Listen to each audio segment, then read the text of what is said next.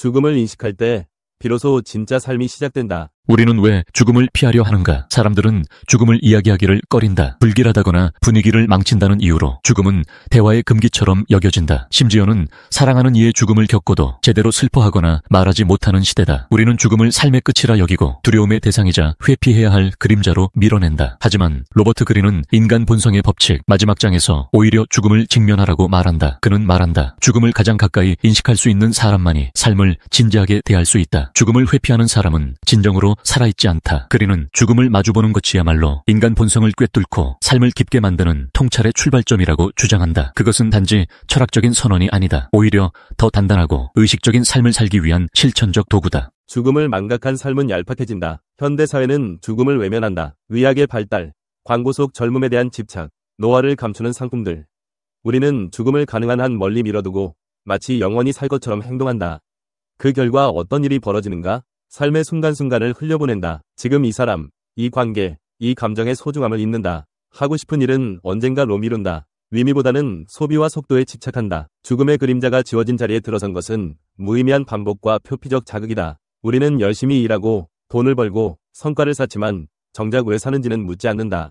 죽음이라는 질문을 제거하면 삶의 깊이도 함께 사라지는 것이다. 죽음은 삶의 반대가 아니라 삶의 일부다. 죽음은 삶의 반대말이 아니다. 오히려 삶의 본질에 가장 가까운 개념이다. 우리가 사랑하는 모든 것은 언젠가 사라진다. 몸도, 관계도, 성공도, 명예도, 심지어 기억도 모든 것이 유한하고 그 유한함 덕분에 삶은 더 귀하고 절실해진다. 로버트 그린은 말한다. 죽음은 삶의 절정을 알리는 종이 아니라 삶의 의미를 일깨우는 시작의 종이다. 죽음을 진지하게 인식할 때 우리는 살아있는 지금 이 순간을 더 단단히 붙잡게 된다. 내일이 보장되지 않을 수 있다는 감각은 현재를 충만하게 살아내는 힘이 된다. 죽음을 인식하면 달라지는 것들. 죽음을 자각하는 삶은 단지 우울하거나 심각해지는 것이 아니다. 오히려 그 반대다. 삶의 방식이 달라진다. 가벼움 속에 깊이가 생기고 관계가 진심을 갖게 되며 행동에는 결단력이 더해진다.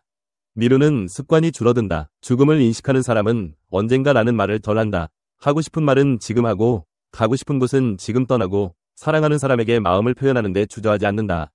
사람과의 관계가 진지해진다. 삶의 끝을 생각하면 모든 만남이 마지막일 수 있다는 감각이 생긴다. 그래서 소중한 사람을 헛되이 대하지 않는다. 작별 인사를 더 진심으로 건네고 상처를 줄 말은 되도록 삼킨다. 삶의 본질적인 가치를 더 중요하게 여긴다. 죽음을 인식하면 더 이상 외부의 인정이나 물질적 성취에만 매달리지 않게 된다. 내가 진짜 원하는 삶은 무엇인가? 내가 남기고 싶은 것은 무엇인가? 이런 질문이 중심이 되고 삶은 더 본질적인 방향으로 향한다. 죽음은 겸손과 감사의 스승이다. 죽음을 인식하는 사람은 겸손해진다. 아무리 성공한 사람도 결국은 죽음을 피할 수 없다. 아무리 강해 보이는 사람도 마지막엔 다 놓고 가야 한다. 이 불가피한 진실 앞에서 인간은 본래의 작고 귀한 존재로 되돌아간다. 그렇게 죽음은 우리를 겸허하게 만든다. 그리고 동시에 지금 살아있음에 대한 감사를 가르친다. 내가 지금 숨쉬고 있는 것, 내가 지금 누군가와 대화하고 있는 것, 내가 아직 무언가를 시도할 수 있다는 것, 이 모든 것이 기적이고 선물이다. 죽음을 기억하는 사람은 하루하루를 특별한 선물처럼 살아간다. 위대한 이들은 왜 죽음을 곁에 두었는가?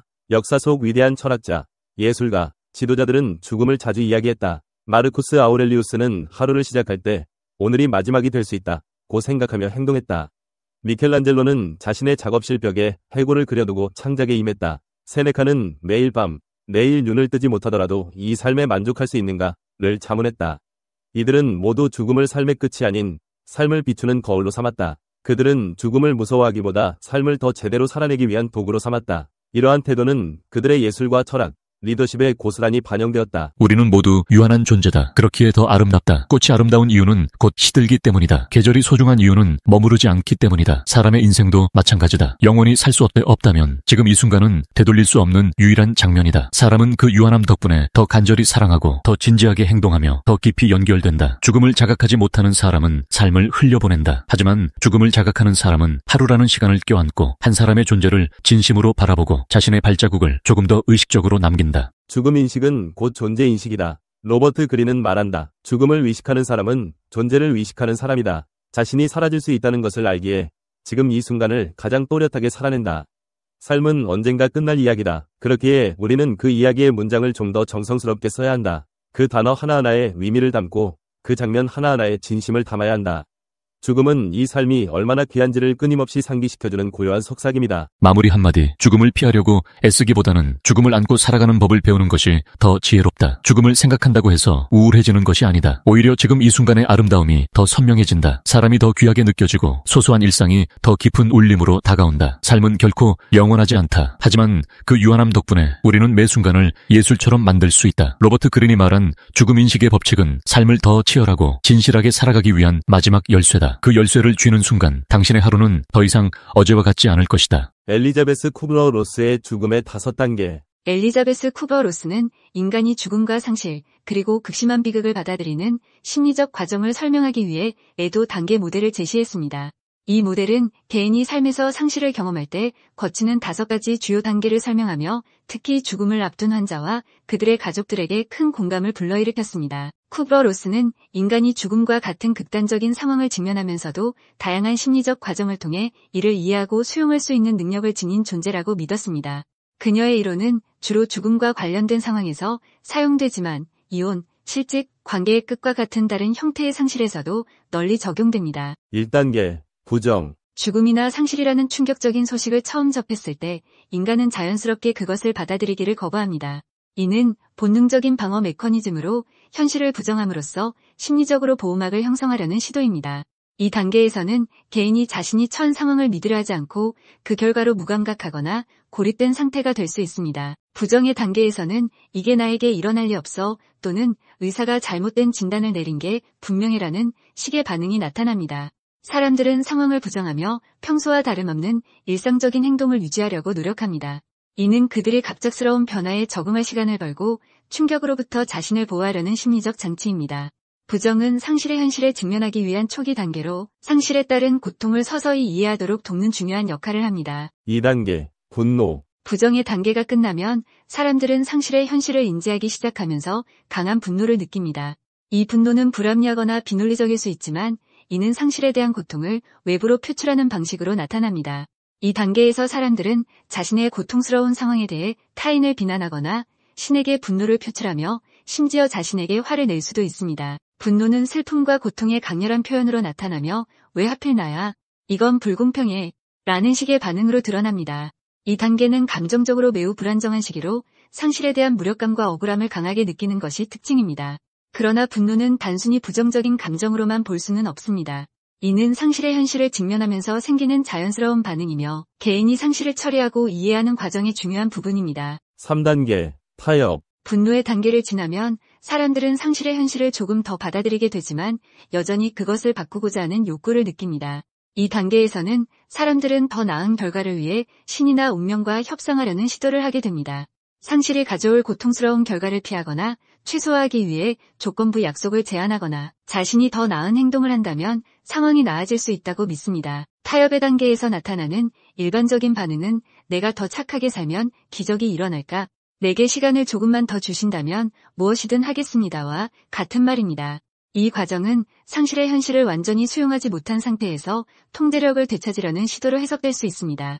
이 단계는 사람들에게 여전히 희망과 긍정적인 변화를 기대할 수 있는 기회를 제공하며 감정적으로 상실을 준비하는 데 중요한 역할을 합니다. 4단계. 우울. 타협의 시도가 실패하거나 더 이상 상황을 바꿀 수 없다는 것을 깨닫게 되면 사람들은 깊은 슬픔과 절망에 빠지게 됩니다. 우울은 상실의 현실을 완전히 인식하는 단계로 그로 인해 자신이 잃은 것과 앞으로 잃게 될 것을 직시하게 됩니다. 이 단계에서 사람들은 상실로 인해 자신의 삶이 영원히 바뀌었다는 사실을 인정하게 됩니다. 우울의 단계에서는 극도로 슬프거나 무기력해지며 주변 사람들과의 상호작용을 피하려는 경향이 나타납니다. 이제 모든 게 끝났어라는 말이 이 단계에서 자주 나타나는 표현입니다. 그러나 우울은 단순히 부정적인 상태로만 간주되어서는 안 됩니다. 이는 상실의 감정적 무게를 이해하고 이를 극복하기 위한 중요한 내면 작업으로 볼 수 있습니다. 이 단계는 개인이 상실의 고통을 온전히 경험하고 그 과정에서 새로운 삶의 의미를 모색하는 기회로 작용합니다. 5단계. 수용. 마지막 단계에서는 상실을 완전히 받아들이고 현실에 적응하려는 노력이 시작됩니다. 이 단계에 도달하면 사람들은 더 이상 상실을 부정하거나 고통에 저항하지 않습니다. 대신 현재 상황을 있는 그대로 받아들이며 비극 속에서도 평화를 찾고 새로운 삶의 방향을 모색합니다. 수용의 단계에서 사람들은 이제 내가 무엇을 해야 할지 알 것 같아 또는 이것이 내 삶의 일부임을 받아들인다라는 식의 태도를 보입니다. 이 단계에서는 고통을 극복하고 앞으로 나아가기 위해 현실적인 계획을 세우며 삶을 재구성하려는 노력이 나타납니다. 수용은 체념이 아니라 상실과 고통을 통합하여 새로운 방식으로 살아가려는 적극적인 태도를 반영합니다. 에릭슨의 심리사회적 발달 이론. 에릭 에릭슨은 덴마크계 독일인으로 미국에서 활동한 저명한 발달 심리학자이자 정신분석학자입니다. 그는 인간의 전 생애에 걸친 심리사회적 발달 단계를 8단계로 제시하며 각 단계마다 특정한 심리사회적 위기를 경험하고 이를 극복하는 과정을 통해 자아 정체성을 형성하고 발달시켜 나간다고 주장했습니다. 그의 이론은 인간 발달 연구에 큰 영향을 미쳤으며 교육, 상담, 심리치료 등 다양한 분야에서 활용되고 있습니다. 특히 청소년기의 정체성 형성에 대한 그의 연구는 정체성 위기라는 개념을 널리 알리는 데 기여했습니다. 먼저 세상에 첫 발을 내딛는 0세에서 1세의 영아기에는 신뢰감 대 불신감이라는 위기를 경험한다. 이 시기에 양육자로부터 충분한 사랑과 보살핌을 받으면 세상에 대한 신뢰감을 형성하고 희망을 품게 된다. 그러나 방치되거나 학대받으면 불신감을 갖고 불안과 두려움 속에 살아갈 수 있다. 이어지는 1세에서 3세의 유아기에는 자율성 대수치심이라는 위기를 맞는다. 스스로 무언가를 해내고 싶은 욕구가 강해지는 시기로 성공적인 경험을 통해 자율성과 의지력을 키울 수 있다.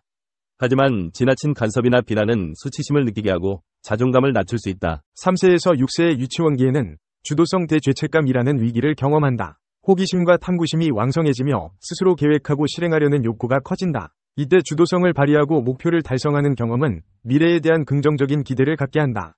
하지만 지나친 통제나 비난은 죄책감을 느끼게 하고 자신감을 잃게 만들 수 있다. 6세에서 12세의 아동기에는 근면성 대열등감이라는 위기를 겪는다. 학교 생활을 시작하며 학업, 친구 관계 등 다양한 과제에 직면한다. 이때 노력을 통해 성취감을 느끼고 유능감을 키울 수 있다. 그러나 실패 경험이나 부정적인 피드백은 열등감을 느끼고 자신감을 잃게 만들 수 있다. 12세에서 18세의 청소년기는 정체성 대역할 혼란이라는 가장 중요한 위기를 맞는다.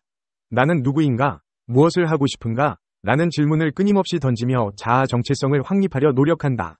다양한 경험을 통해 자신만의 가치관과 신념을 형성하고 미래를 설계해야 한다. 이 시기에 정체성을 확립하지 못하면 방황하고 혼란스러운 삶을 살아갈 수 있다. 18세에서 40세의 성인 초기에는 친밀감 대고립감이라는 위기를 경험한다. 진정한 사랑과 우정을 나누고 싶은 욕구가 커지지만 실패할 경우 고립감과 외로움에 빠질 수 있다. 40세에서 65세의 성인 중기에는 생산성 대침체감이라는 위기에 직면한다. 사회에 기여하고 다음 세대를 이끌어가고 싶은 욕구가 강해지지만 그렇지 못할 경우 침체감과 무력감에 빠질 수 있다. 마지막으로 65세 이상 성인 후기에는 통합성 대절망감이라는 위기를 맞는다.